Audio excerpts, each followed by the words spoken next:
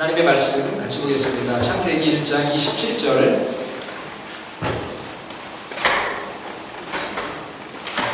구약성경 2페이지입니다. 창세기 1장 27절 먼저 하나씩 읽겠습니다. 하나님이 자기 형상 곧 하나님의 형상대로 사람을 창조하시되 남자와 여자를 창조하시고. 한 군데 더 읽겠습니다. 3장 15절 다시 읽겠습니다. 내가 너로 여자와 원수가 되게 하고 내 후손도 여자의 후손과 원수가 되게 하리니 여자의 후손은 내 머리를 상하게 할 것이요 너는 그의 발꿈치를 상하게 할 것이니라 하시고. 아멘. 자, 우리 옆에 있는 분들하고 인사해야 되겠죠? 만나서 반갑습니다. 네, 1년 만에 만나시는 분들도 계시고 출타했다가 돌아오셔서 오늘 예배에 참석하신 분들도 있습니다. 만나서 반갑고요. 또 감기, 독감 이런 것들로 사경을 헤매다 오시고 회복되신 분들이 계셔서 또 반갑고, 아직도 여전히 육신이 연약함 때문에 나오지 못하신 분도 계세요. 저희들이 또 안부를 전하고 서로 사랑을 나누는 그런 시간이 되기를 이렇게 원합니다. 아멘. 지난 주간 창세기 열심히 읽으셨어요? 올해의 표어가 뭐죠? 모두가 모든 말씀으로. 한번 따라해 봅시다. 모두가 모든 말씀으로. 이번 1년 동안 우리가 성경을 한 번 꼭 읽어야만 합니다. 이거는 머스트예요. 해도 좋고 안 해도 좋고가 아니라 머스트. 꼭 읽어야 됩니다. 어떻게 읽어야 되는지 주보에도 설명드렸고 오늘도 프린트물을 나눠드렸어요. 이 창세기를 시작했습니다. 이번 주까지 36장 읽어야 되는데, 저희가 2019년 새해를 시작하면서 창조신앙으로 시작하니까 너무 감사해요.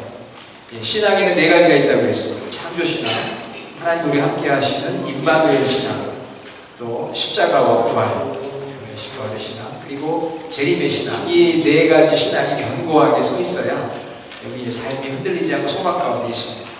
자, 그러면 여러분들이 지난 한 주간 동안 이 창세기를 읽으셨을 텐데, 못 읽으신 분은 또 계속 읽으시기 바랍니다. 창세기를 읽으셨는데 제가 여러분에게 한번 3가지 질문을 좀 드리고 싶어요. 첫째, 여러분 그 미확인 비행 물체라는 UFO라는 얘기 들어보셨죠? Unidentified Flying Object이라고 하는 UFO. 여러분 UFO가 있을까요? 없을까요? 네? UFO가 있어요? 없어요? 외계인이 있습니까? 없습니까? 없습니다.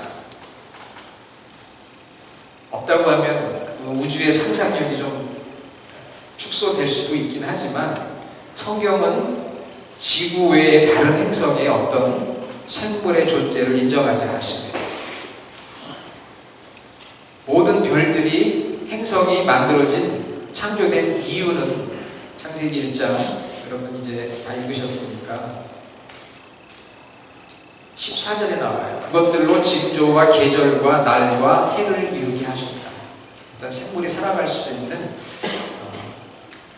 그러한 공간으로서의 별들이 만들어진 것이 아닙니다. 그래서 우리는 이 UFO의 존재를 인정하지 않습니다. 두 번째 질문입니다.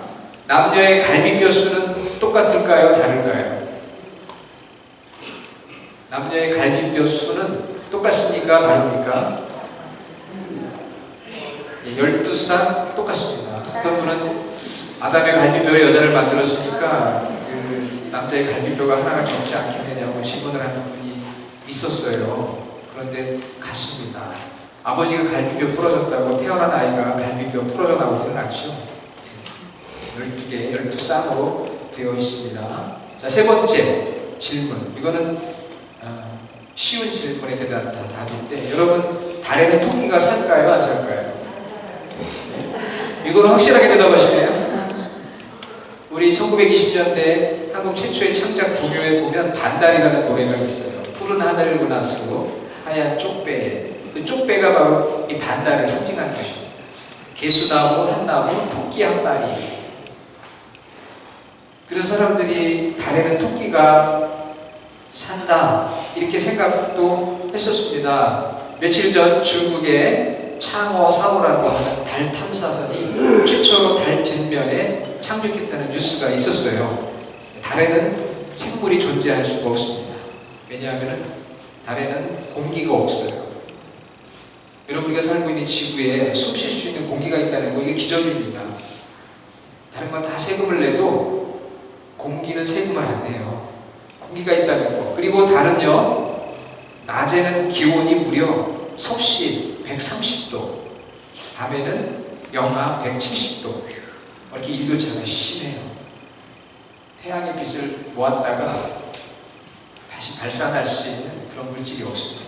그러니까 이 세상에는요, 하나님께서 사람들이 가장 잘 살 수 있도록 이 땅, 지구를 하나님께서 우리에게 만들어주신 거예요. 창세기 1장 1절, 태초에 하나님이 천지를, 천지, the heavens and the earth.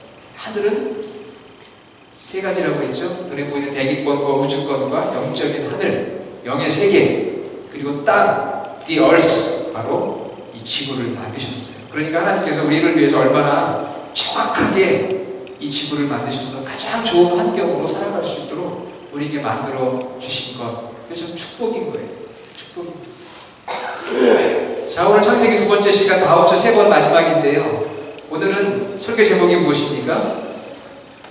사람이란 무엇인가? 여기 사람 아닌 분 있으세요? 혹시 사람 아니신 분?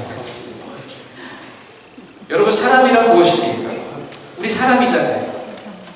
사람. 제가 이제 지난 1월 4일 생일 맞이해가지고 이제 벌써 이제 50대 중반이 됐는데 50년 살았어요. 저보다 30년 이상 사신 분들 계신데 사람으로 그렇게 사셨는데 사람이란 무엇일까요? 내가 사람인데 사람이란 무엇입니까?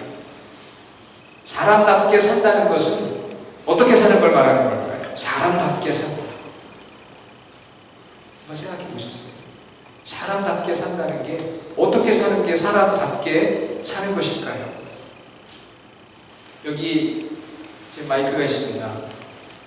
자, 이 마이크는 소리를 크게 전달하는 것이 마이크예요. 그렇죠? 마이크가 마이크답게 사는 것은 제 목소리를 여러분에게 정확하게 크게 전달하면 되는 거예요. 그래서 마이크는 지금 그 역할을 잘 감당하고 있습니다. 오늘 예배하는 저와 여러분들이 사람인데 사람이 무엇이고 어떻게 사는 것이 사람답게 사는 것일까요? 성경의 대답이 아니고서는 사람이 무엇인지, 사람이 어떻게 살아야 되는지를 알 수가 없습니다. 왜? 사람을 창조하신 하나님께서, 우리의 메이커, 크리에이터, 창조주이신 하나님께서 우리를 만드셨기 때문에 만드신 하나님께서 우리가 이런 존재라고 이야기해 주셔야 되고 우리가 이렇게 살아야 된다고 말씀해 주셔야 돼요. 하나님께서 메이커시고 사람답게 사는 것이 무엇인지 매뉴얼을 우리에게 주셔야 우리가 그것을 읽고 아, 내가 이런 존재였구나, 이렇게 살아야 되는구나 하는 것을 알게 됩니다. 누가 우리를 만들었는지, 어떻게 태어났는지, 무엇을 해야 되는지를 도무지 알 수가 없습니다. 그저 생물학적으로 진화된 동물인가? 원숭이에서 진화된 동물? 세계적인 스카들, 사상가들, 종교가들, 과학자들이 아무리 연구를 해도 사람은 생물학적으로는 동물이고 이성적인 동물. 그래서 언어도 만들고 도구도 만들고 문화도 만드는 이성적 동물.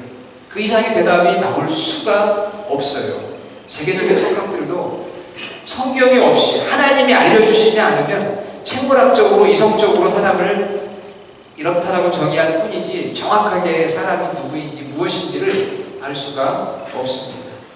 본능대로 사는 동물인가, 아니면 조금 더 발전해서 이성적인 존재인가? 과연 사람이 무엇입니까? 사람답게 산다는 것이 무엇을 말하는 것입니까? 우리 50년, 60년, 70년, 80년 우리 인생을 살아왔는데 사람답게 산다는 게 무엇일까요? 동물처럼 본능대로 사는 것일까요? 아니면 조금 더 발전한 이성적으로, 도덕적으로, 합리적으로 살아가는 것이 맞는 것일까요? 오늘 하나님은 우리에게 분명하게 선포하셨어요. 사람은 하나님의 형상대로 만들어졌다. 1장 27절 저희가 같이 읽었었죠. 하나님이 자기 형상 곧 하나님의 형상대로 사람을 창조하시되 남자와 여자를 창조하시고 God created man in His own image. 남자와 여자를 만들었어요. 여러분 제3의 성은 없습니다. 오늘날 캘리포니아에서도 제3의 성을 표기하도록 그렇게 했다고 합니다. 제3의 성은 없어요. 남자 아니면 여자입니다. 그것이 하나님의 창조의 원리고 남자와 여자가 만나서 결혼해서 가정을 이루는 것이 하나님이 만드신 인간이고 인간이 살아가는 매뉴얼이고 방법인 거예요. 여러분 믿습니까? 아멘? 네. 너무 진지해서 대답이 없으신 것 같아요. 하나님께서 자신의 형상대로 만드셨어요. 창세기 1장은 창조에 대한 전체적인 내용인데 그것이 이제 줌이 됩니다. 그래가지고 사람의 창조를 좀 더 자세하게 설명하고 있는 것이 창세기 2장이에요. 거기에 보니까 하나님이 흙으로 사람을 만드시고 당신의 생기를 불어넣어 주셨다고 했습니다. 예, 사람은 이 재질은 흙이에요. 그래서 죽으면 다 흙으로 돌아갑니다. 그러나 하나님이 우리에게 부어놓으신 생기가 있어요. 2장 7절에 하나님이 흙으로 사람을 지으시고 생기를 그 코에 불어넣어 주셨어요. 사람만 유일하게 하나님의 생기를 불어넣어 주셨습니다. 하나님의 영을 부어넣어 주신 거예요. 그래서 우리는 영적인 존재입니다. 동물, 이성적인 존재를 뛰어넘는 spiritual being, 영적인 존재가 바로 사람이고 하나님의 형상대로 만들어진 거예요. 여러분 우리 인간은 무엇이냐, 사람이란 무엇인가 했을 때 사람은 진화된 동물이고 이성적인 존재입니다. 일부는 맞지만 그건 정확한 대답이 아니에요. 사람은 따라해 봅시다. 사람은 하나님의 형상이다. God's image. 여러분 이거 잊으면 안 돼요. 내가 사람인데 내가 누구인지는 알아야 될 거 아니에요. 하나님의 형상, God's image. 이 하나님의 형상이 무엇이냐는 것을 가지고 박사학위만 해도 아마 수천 개는 나왔을 거예요. 하나님의 형상이 무엇을 말하는가? 신학 박사들이 엄청 나왔습니다. 이런 사람은 이렇게 이야기하고 이런 사람은 이렇게 이야기하는데 나는 이렇게 이야기한다. 그거 하면 박사학위 받는 거예요. 박사학위 받는 게 그겁니다. 이 사람들은 이렇게 생각하는데 이 사람들은 이렇게 생각하는데 내가 연구해 보니까 이렇더라 하고 설득력이 있으면은 박사학위를 받는 거예요. 저도 하나님의 형상에 대해서 많이 생각하고 연구하고 책도 보고 그랬어요. 그래서 제가 결론 내린 게 있습니다. 저랑 똑같이 결론 내린 사람은 없어요. 아직 제가 찾아봤는데 뭐라고 제가 결론을 내렸느냐, 하나님의 형상에 대해서 복잡하게 설명하고 어렵게 설명하고 그래요. 근데 저도 공부를 하면서 계속 저도 디벨롭이 되는 거예요. 그래서 제가 작년에 혹시 하나님의 형상에 대해서 얘기했을 때하고 오늘하고 좀 더 달라졌어요. 왜? 또 연구하고 묵상해 보니까 하나님께서도 지혜를 주시더라고요. 자, 우리가 하나님의 형상으로 만들어진 거예요. 그럼 하나님의 형상이라는 게 무엇일까요? 하나님의 어떤 외적인 모습? 아니죠. 하나님 영적인 존재잖아요. 외적인 모습으로 치면 우리 하나님께서 백인이고 흑인이고 황인이고 말이 안 되죠. 예, 하나님의 형상이라고 하는 이 이미지, 이것은 무엇입니까? 그것은 하나님의 고유한 본질을 닮았다는 거예요. 하나님의 고유한 본질, 그것은 하나님의 그 안에 고유한 본질이라는 것은 속성과 성품과 능력들을 다 담고 있습니다. 그러니까 인간은 하나님은 아니에요. 어떤 분들은 그렇게 착각합니다. 하나님이라고 신이라고 신이 될 수 있다고. 아닙니다. 인간은 피조물이에요. 하나님이 절대 아닙니다. 하나님처럼 무한하고 영원하지가 않아요. 전능하지가 않아요. 부족해요. 그러나 인간, 사람은 하나님의 고유한 본질을 담고 있다. 닮았다. 이게 하나님의 형상이에요. 하나님의 고유한 본질을 닮은 존재이다. 여러분 자녀들이 여러분을 닮았습니까? 안 닮았습니까? 여러분이 가지고 있는 고유한 DNA 본질을 닮았어요. 자녀들은 이상하게도 닮았습니다. 마찬가지입니다. 하나님이 만드시고 하나님의 영을 거기에 불어넣으신 인간은 하나님의 고유한 본질을 닮은 존재로 이 땅에 태어났어요. 그런데 하나님의 고유한 본질을 가지고 태어났다는 말은 무슨 말일까요? 좀 더 설명해 드리면은 하나님의 이런 건 적어 놓으셔야 돼요. 잊어버리니까. 하나님의 지성과 하나님의 감성과 하나님의 의지를 갖고 하나님을 예배하고 다른 사람들을 사랑하고 만물들을 돌보고 발전시키는 존재로 이 땅에 태어났다는 거예요. 창세기 1장 27절 하나님이 자기 형상 곧 하나님의 형상대로 사람을 창조하시되 남자와 여자가 함께 살아갈 수 있는 의존적 존재로 만드시고요. 그리고 이어 28절 이하의 모든 생물을 다스리라 그랬습니다. 그러니까 하나님의 형상이란 무엇입니까? 하나님의 고유한 본질을 가지고 이 땅에 태어난 존재가 사람이고요. 하나님의 지성과 감성과 하나님의 의지를 가지고 하나님을 먼저 예배하는 영적 존재고요. 그 다음에 사람들을 사랑하는 사회적인 존재, 그리고 만물을 돌보고 발전시키는 책임적 존재로 하나님께서 우리를 만드셨다는 거예요. 여러분 이 사실을 알면은요, 이거 신학 박사 학위예요, 여러분. 오늘 다 이것만 정확하게 이해하시고 돌아가면은 하나님의 형상에 대해서는 박사학위 받은 거나 마찬가지예요. 여러분 박사 논문 읽어보면은 처음부터 끝까지 다 연구고 마지막 결론은 간단해요. 사실은 간단합니다. 하나님의 형상, 내가 하나님의 형상, 내가 하나님의 고유한 본질을 가지고 있구나. 하나님의 속성과 성품과 능력이 있구나. 내가 하나님의 이 지식과 하나님의 감성과 하나님의 의지를 가지고 있구나. 그래서 하나님을 예배하고 사람을 사랑하고 만물을 돌보고 또 발전시키는 존재가 바로 사람이구나. 성경은 그렇게 분명하게 말씀하고 있거든요. 그런데 세계적인 석학들, 과학자들, 사상가들, 종교가들은 아무리 연구를 해도 사람이 이런 존재라는 걸 알지를 못해요. 왜? 사람을 만드신 메이커 되신 하나님께서 이렇게 얘기를 해주신 것을 믿지를 않으니까. 메이커가 이건 이렇다고 얘기하는데 그걸 믿지를 않는 거예요. 그리고 연구해 보니까 동물들하고 비슷해요. 그래서 동물이구나. 원숭이하고 비슷한 점이 많아요. 생물학적으로. 그러니까 원숭이에서 진화된 것이구나. 그런데 좀 동물하고 다른 걸 보니까 이성적인 존재의 생각도 하고 창조성도 있어요. 이성적인 존재구나. That's all. 그것뿐이에요. 그런데 왜 사람이 그런 존재가 되었고 사람에게 이성이 있고 도덕성이 있고 생각이 있고 창조성이 있고 언어가 있고 사람을 사랑하고 희노애락의 감정이 있고 거룩함이 있고 자유의지가 있고 리더십이 있는 이것을 무엇으로 설명할 수가 없어요. 동물에서 진화됐다면 그런 모든 것들이 어디에서 나왔겠어요? 인간에게 양심이 있다는 거, 도덕성이 있다는 거, 언어가 있고 거룩함이 있고 자유의지가 있고 창조성이 있는 거, 이게 동물에서 나왔을까요? 단세포에서 발전해서 이것이 그렇게 됐을까요? 아닙니다. 하나님께서 만드셔서 당신의 영을 불어넣어 주셔서 하나님의 감정과 하나님의 지성과 감정과 하나님의 의지가 우리 안에 담겨져 있기 때문에 가능한 거예요.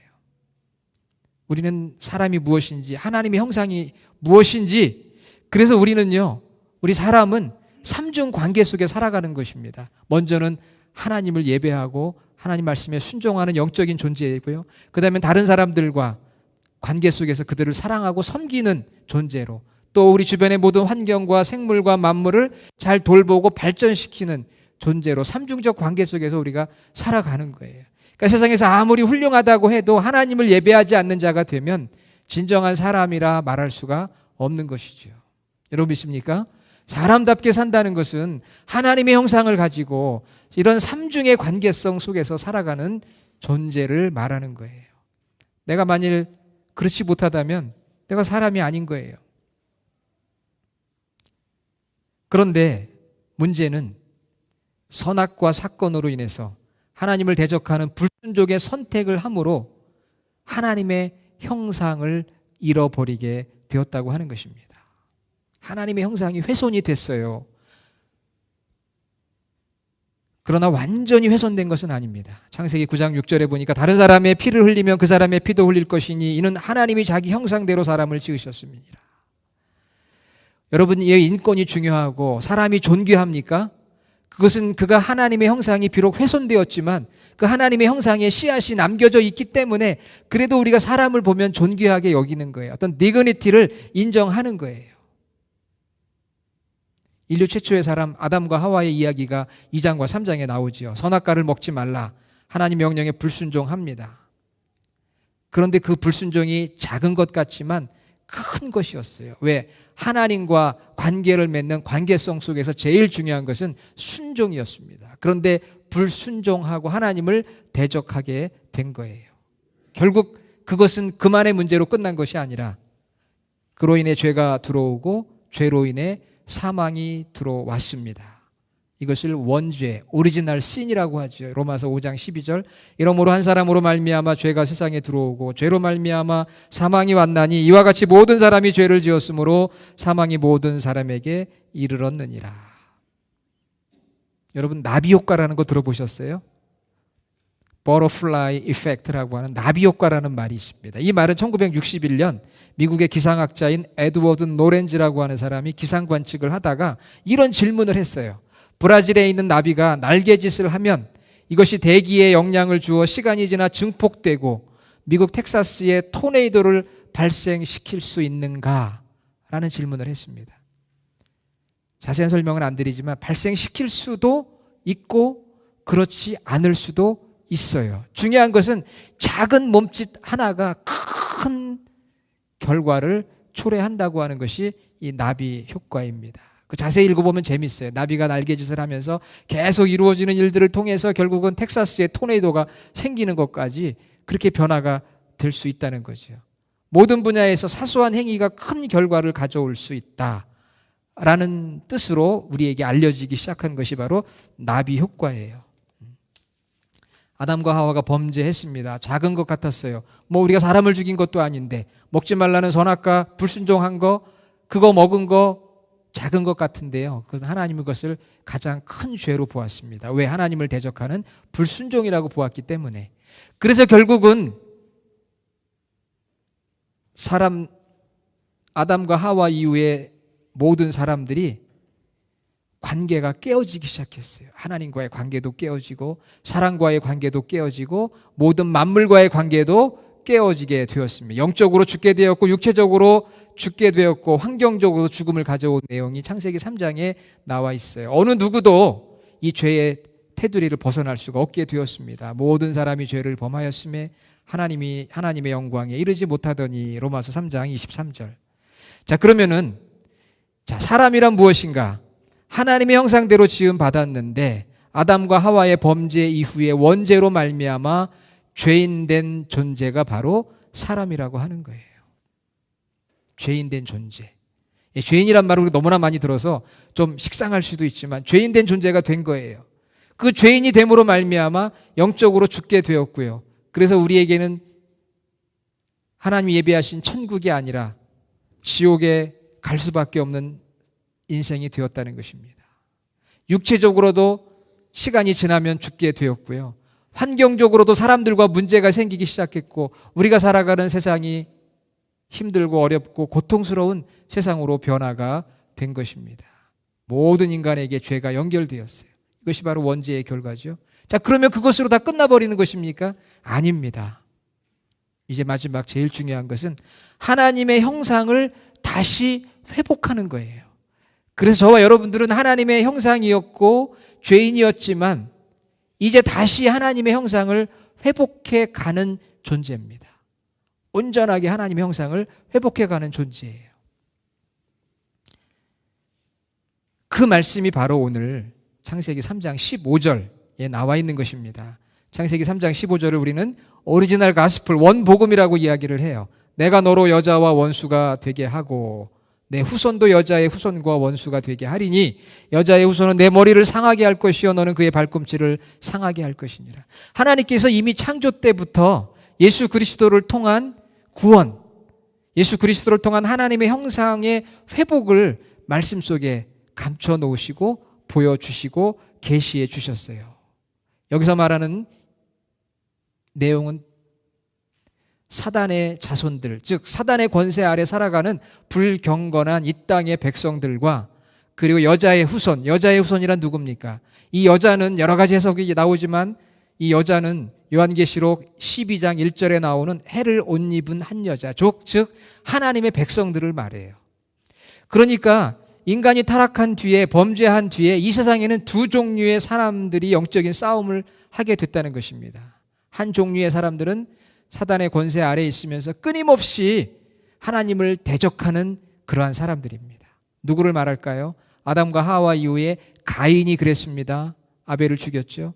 가인의 후손 중에 라멕이 있습니다. 사람을 죽입니다. 그 뒤에 사람의 딸들이 있고 네피림이 있고 니무롯이 있고, 그 결과 하나님을 대적하는 바벨탑을 쌓는 바로 사단의 그 권세 아래에 있는 불경건한 사람들의 이야기가 계속 나오고 있어요. 그러나 또 한편으로는 하나님의 백성들의 그런 라인들이 나옵니다. 그들이 누굽니까? 아담과 하와에게서 나온 셋이라고 하는 인물이 있고요. 그리고 그 다음에 에녹이라는 인물이 나옵니다. 노아가 나옵니다. 노아의 자손 세 아들 중에 셈이 있습니다. 그리고 그 셈의 자손 중에 드디어 다음 주 말씀 나눌 아브라함이 등장을 하는 거예요. 그러니까 하나님의 형상을 잃어버리고 죄인된 사람들이 살아가는 길은 두 가지예요. 하나는 사단의 권세 아래에 있어서 하나님을 대적하고 불경건하게 살아가는 한 종류의 사람들이 있고요. 또 한 종류의 사람들은 하나님을 믿고 살아가는 구원받은 자녀들이 있는 거예요. 그것을 3장 15절은 말씀하고 있어요. 그래서 너가 여자와 원수가 되고 계속 이 두 부류의 사람들이 영적인 싸움을 하게 됩니다. 그러나 마지막 여자의 후손 누굽니까? 하나님의 경건한 백성들, 아브라함과 다윗의 자손으로 오시는 예수 그리스도, 단수를 말해요. 그분이 이제 사단의 머리를 상하게 합니다. 부활로 인해서 머리를 상하게 해요. 그러나 이 사단은 예수님의 발꿈치를 상하게 합니다. 십자가에 죽게 하죠. 그러나 십자가에 죽은 것으로 끝나는 것이 아니라 승리해서 사단의 머리를 깨뜨리는 부활로 승리해요. 그리고 지금도 여전히 싸움은 남아있지만 이것은 이미 이긴 싸움을 마무리하고 주님이 오실 때 완전한 승리가 있게 되는 거예요. 좀 어려운 이야기일 수도 있지만 인류의 역사는 이렇습니다. 하나님의 형상으로 만들어졌지만 하나님을 대적한 아담과 하와 이후에 사단의 후손과 여자의 후손들 간에 계속되는 영적인 싸움이 있고, 여자의 후손으로는 예수 그리스도께서 십자가의 죽음과 부활을 통해 우리를 구원해 주시고 하나님의 형상을 회복해 가는 거예요. 그래서 골로새서 1장 15절 그는 보이지 아니하는 하나님의 형상이요, 또 고린도후서 4장 4절 그리스도는 하나님의 형상이라. 자, 여러분, 우리가 하나님의 형상을 회복할 수 있는 방법은 무엇입니까? 하나님의 형상의 본질이고 하나님이신 예수 그리스도를 내가 영접하는 거예요. 하나님의 형상이신 예수님이 내 안에 오셔서 성령님으로 내게 역사하실 때 우리가 잃어버렸던 하나님의 형상을 회복해 나가는 것이고요. 그 하나님의 형상이 온전하게 회복되는 것은 바로 주님 오실 때 신령한 모습으로 변화가 되는 것입니다. 골로새서 3장 10절 새 사람을 입었으니 이는 자기를 창조하신 자의 형상을 쫓아 지시게까지 새롭게 하심을 받는 자니라. 여러분, 어떻게 살아야 될까요? 하나님의 형상대로 지음받은 우리가 아담과 하와의 범죄로, 원죄로 인해서 그 형상을 잃어버리고 죄 가운데 있었어요. 그러나 이제 우리가 예수 그리스도를 창세기 3장 15절에 오리지널 복음, 이 예수님을 보내주시는 것을 통해서 우리가 예수님을 영접함으로 말미암아 하나님의 온전한 형상이 내 안에 들어오심으로 말미암아 우리가 회복되는 거예요. 그러면 다시 창세기 1장과 2장 타락하기 전으로 우리가 돌아가 생각해 보면 사람답게 산다는 것은 무엇입니까? 예수 그리스도를 믿고 하나님의 형상이 회복되어져서 삼중 관계, 하나님 위로 하나님을 예배하고 순종하며 살아가고 우리 옆으로는 다른 사람들을 사랑하는 거죠. 그 다른 사람들이 어떤 사람들이에요? 여러분, 가정에서는 먼저 부부간에 서로 사랑하는 것을 말합니다. 교회에서는요, 목회자와 성도, 성도와 성도가 서로 사랑하는 것을 말하는 것이죠.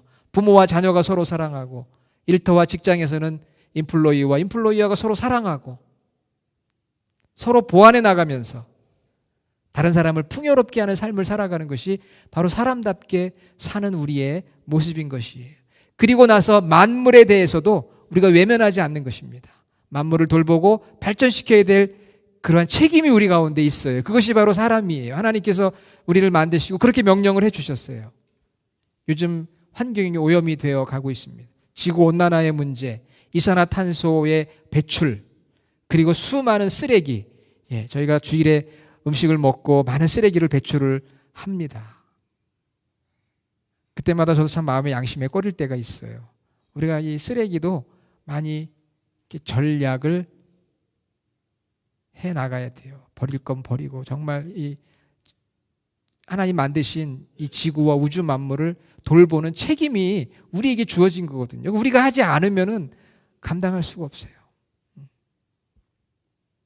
그리고 우리의 주변에 있는 모든 것들, 학문도 과학기술도 예술도 우리가 발전시켜 나가는 거예요.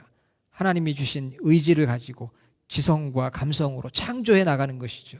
발전시켜요. 그러나 그 발전시키는 것이 하나님을 대적해서는 안 됩니다. 그 예가 바로 바벨탑 사건 아닙니까?